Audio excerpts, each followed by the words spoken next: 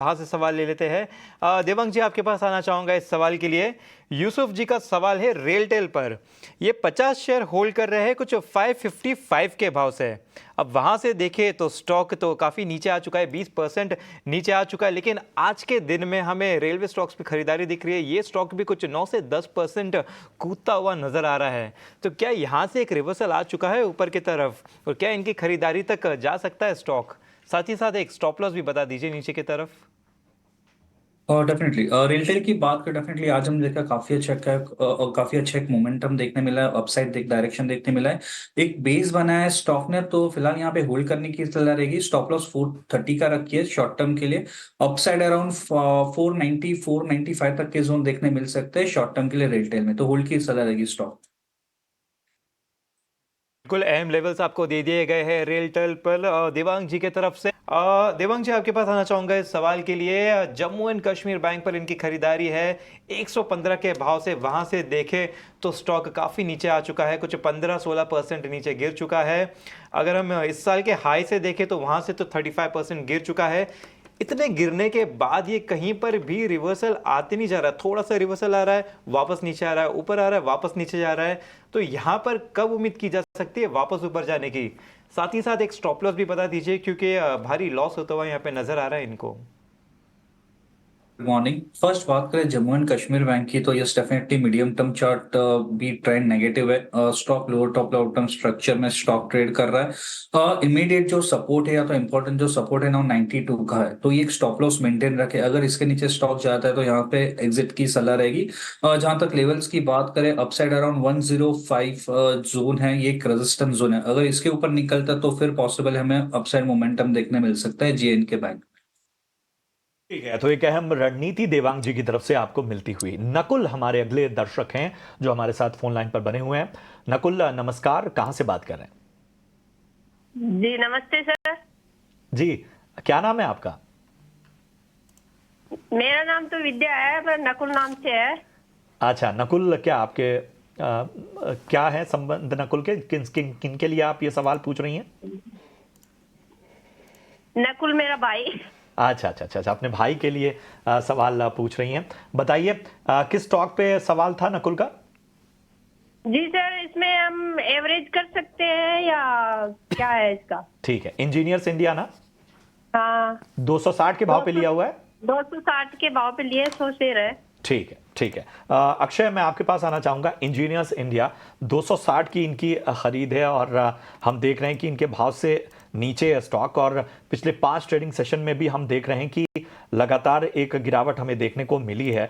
4.25% से ज़्यादा ये स्टॉक टूटा है। पिछले एक महीने में भी 9% से ज़्यादा, लगभग 9.25% की गिरावट यहाँ देखने को मिली है। बताइए क्या यहाँ से एवरेज करने की सलाह हो सकती है? क्या रणनीति रखनी चाहिए?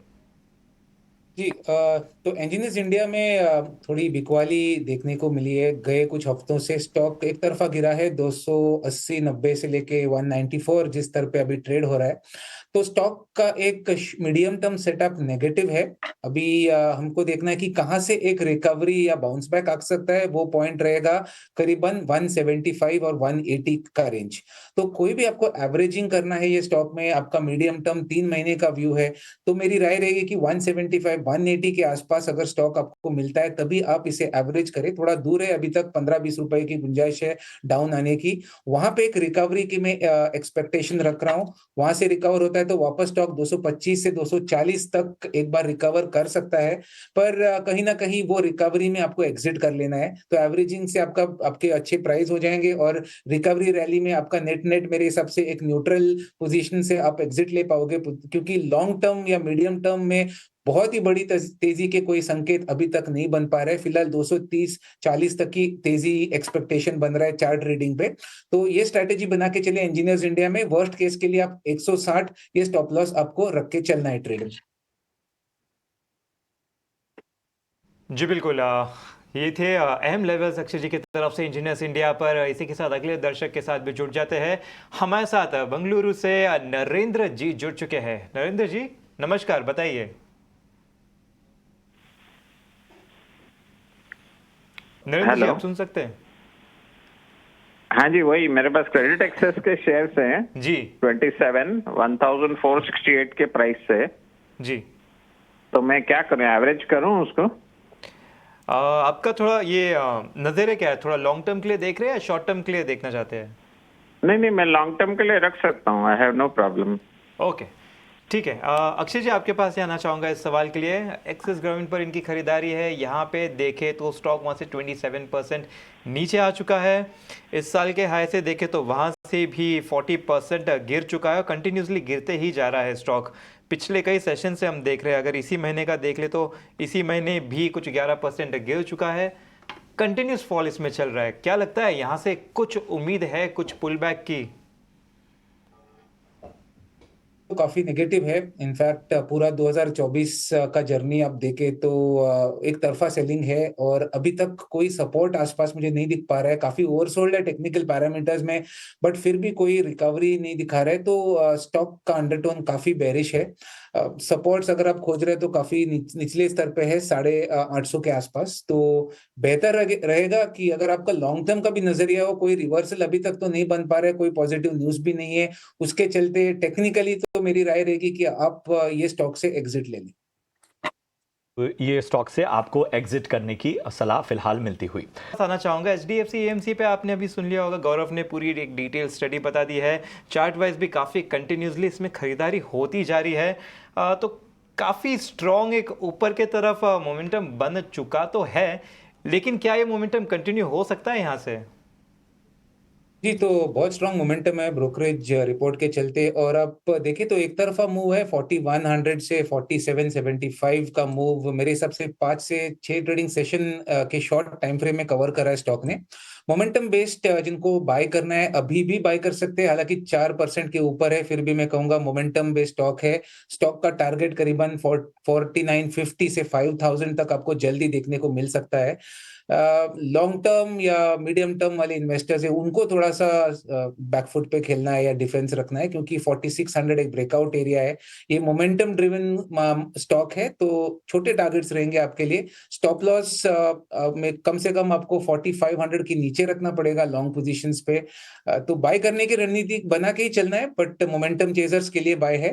बाकी जिनको फंडामेंटली या लॉन्ग टर्म के लिए इन्वेस्ट करना है, उनके लिए थोड़ा सा डिप के लिए वेट करना जरूरी है। तो जो मोमेंटम को चेज कर रहे हैं उनके लिए फिलहाल खरीदारी की राय, लॉन्ग टर्म के लिए अभी यहां से दूर रहने की सलाह। बढ़ते हैं आगे। कैबिनेट आज रबी फसलों की एमएसपी में, यानी कि जो न्यूनतम समर्थन मूल्य है, उसमें बढ़ोतरी को मंजूरी दे सकती है। इस पर और ज्यादा जानकारी के साथ प्रकाश प्रियदर्शी जुड़ चुके हैं। जी प्रकाश, बताएं। एक लॉन्ग ड्यू लगातार निगाहें थी और अब खबरें आ रही हैं, बताइए किस तरह की जानकारी सामने छनकर सामने आ रही है। देखिए, काफी इम्पोर्टेंट बैठक होने वाली है यूनियन कैबिनेट की। इनफैक्ट बैठक शुरू हो गई है और जैसा कि हमें जानकारी मिल रही है, 3 इम्पोर्टेंट एजेंडे हैं आज की बैठक में। जो पहला इम्पोर्टेंट एजेंडा है ऑफ कोर्स एमएसपी से संबंधित, जिसमें रबी क्रॉप्स के लिए एमएसपी का जो प्रस्ताव है उस पर कैबिनेट की मंजूरी मिल सकती है। नेक्स्ट मार्केटिंग सीजन की बात करें, मार्केटिंग सीजन 2025-26 के लिए, जो कि अप्रैल से शुरू होती है और जून तक जो इफेक्ट में रहती है, उसके लिए एमएसपी की मंजूरी मिल सकती है। वी और जो दूसरे क्रॉप्स हैं उसके लिए सूत्र हमें बता रहे हैं कि इसमें करीब 5 से 8% तक की बढ़ोतरी संभव है। और ये जो बढ़ोतरी है वो एक फॉर्मूले के आधार पर है। जो कमेटी है उस कमेटी ने अपनी सिफारिश दी है फैक्टर्स को ध्यान में रखते हुए, और उस आधार पर इसकी बढ़ोतरी की जाएगी। इसके अलावा एक और इम्पोर्टेंट एजेंडा है जो कि केंद्रीय कर्मचारियों से संबंधित है, डीए में बढ़ोतरी का, जिसमें करीब 4% डीए में बढ़ोतरी हो सकती है। तो जाहिर तौर पर दिवाली से ठीक पहले केंद्रीय कर्मचारियों को तोहफा सरकार दे सकती है, ये कैबिनेट के एजेंडे में है। इसके अलावा एक और इम्पोर्टेंट एजेंडा है, वो दरअसल शिपिंग सेक्टर से संबंधित है। सूत्र हमें बता रहे हैं कि कैबिनेट के एजेंडे में कोस्टल शिपिंग बिल 2024 ये भी शामिल है। तो जाहिर तौर पर जो इंफ्रास्ट्रक्चर डेवलपमेंट है शिपिंग सेक्टर में, जो इंडिजिनियस टेक्नोलॉजी है उसको बढ़ाने का जो प्रस्ताव है वो भी कैबिनेट के एजेंडे में है, मंजूरी मिल सकती है। जी।